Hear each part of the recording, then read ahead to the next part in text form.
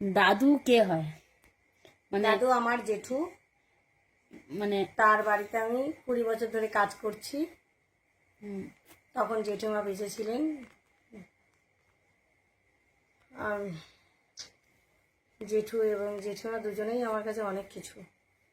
কেননা আমার যখন কিছু ছিল না, জেঠুর বাড়ি আমি কাজে যাই কাজের মেয়ে হিসাবে, কিন্তু তারা দুজনে আমাকে কাজের মেয়ে লোকের চোখে কোনোদিনই দেখতো না। জেঠুমা আমাকে মেয়ে হিসাবে দেখতেন।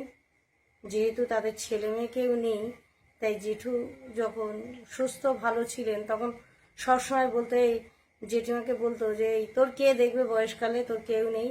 তখন জেঠু সবসময়, জেঠিমা সবসময় বলতেন যে আমার কেন, আমার আরতি মেয়ে আছে, আমার আরতি মেয়েই দেখবে। তার মানে তারা আমাকে সন্তানের চোখেই দেখতেন। এবং তাদের দুজনকে আমি, আমার বাবা ছোটবেলায় মারা যান, সেই কারণে আমি তাদের দুজনকে আমি বাবা মা হিসেবেই চোখেই দেখতাম, সেই চোখে। আর বাবা মার থেকেও আরও একজন আছেন ভগবান শ্রীকৃষ্ণ।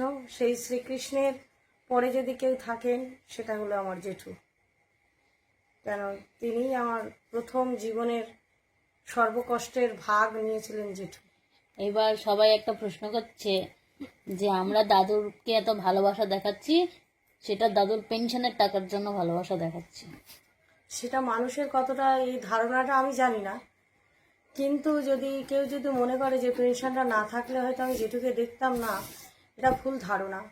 কেন, যদি একটা বাবা মা যেমন সন্তানকে, আমার জেঠু আমার যেমন কিছু ছিল না, আমাকে সন্তানের স্নেহে লালন পালন করেছেন এবং আমার দুই মেয়েকে লেখাপড়া শেখানোর সব কিছু ভার প্রাপ্ত তিনিই নিয়েছিলেন। যেহেতু তাহলে তার যদি পেনশনটা নাও থাকে, তাহলে আমার বাবা মাকে যদি আমি দেখতে পারি, তাহলে আমার জেঠুটাকেও আমি দেখতে পারবো।